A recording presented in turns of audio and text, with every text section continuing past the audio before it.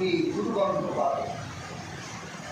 তার মানে বোঝা গেল পৃথিবীতে বন্ধু আছে, ভালো বন্ধু।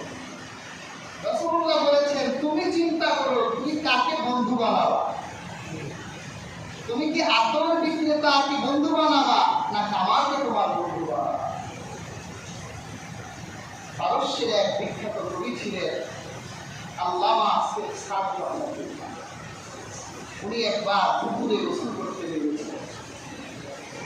ওনার বন্ধু মাটির নিচ থেকে একটু কাদা উঠাইয়া শেখ সাদের শরীরে কাদা বসে। এখন শেখ সাদি দেখছে যে কাদার ভিতর থেকে ফুলের গান আসছে। আল্লামা শেখ সাদির দিব্য জ্ঞান ভুলে গেল। কবি মানুষ ভবের জগতে চলে গেছে। আল্লামা শেখ সাদি বলেন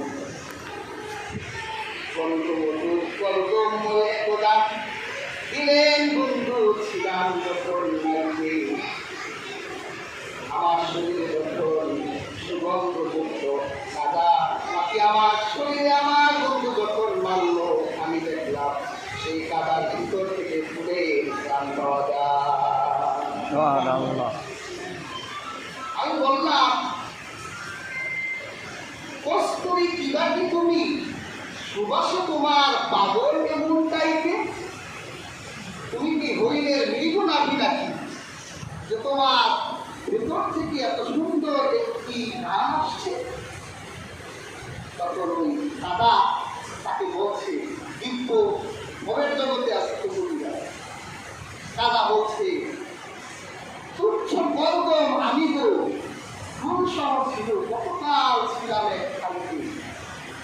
মানে আমার বুকে কোন এক ব্যক্তি একটা ফুলের গাছ তুলেছিল, একটা সুগন্ধিযুক্ত ফুল আমার গায়ের উপর পড়ল। দীর্ঘদিন ওর সাথে থাকার কারণে বন্ধুর ফুল বসিয়াছি মম মাঝেও, নইলে কি কাদায় সুবাতাস এত পাইবে।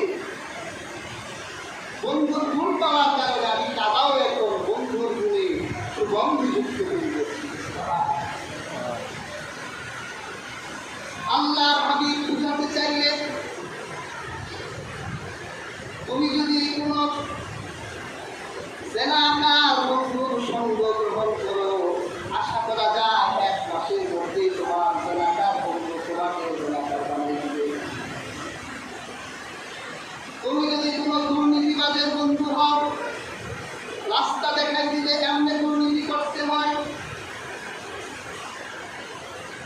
তুমি যদি কোন মিথ্যাবাদী বন্ধুর সঙ্গ গ্রহণ করো তাহলে কোথায় মিথ্যা বলতে হবে তোমার বন্ধু তোমাকে শেখাই দিবে। তুমি যদি আগুনের কাছে যাও আগুনের তাপ তোমার শরীরে লাগবে।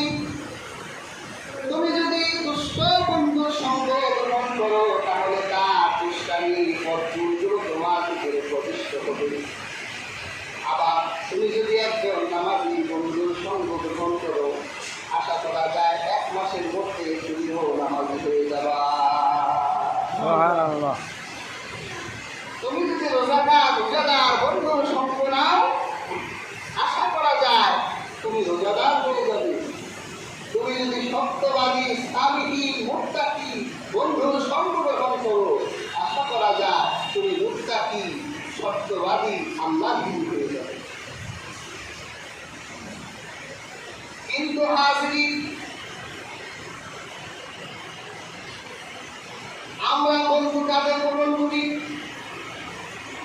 আল্লাহ পাক কোরআন কারীমে স্পষ্টভাবে নিষেধ করলেন কাফেরকে বন্ধু বানাইও না।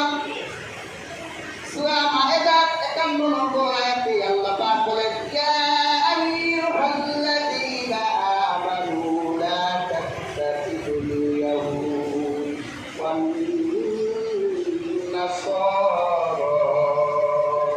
আল্লাহ পাক বলেন ইহুদি আর খ্রিস্টানকে তোমার বন্ধু বানাইও না। এই আয়াতে অনেক সংশয়বাদীরা যারা নাস্তিক এই আয়াতকে হাতিয়ার করে মুসলমানদের বিপক্ষে একটা যুক্তি দাঁড় করা যে আল্লাহ এবং মুহাম্মদ সাল্লাল্লাহু আলাইহি ওয়াসাল্লাম মানবতা বিরোধী। কিভাবে? কুফরের মুনাফিকের সাথে বন্ধুত্ব নিষেধ করেছে।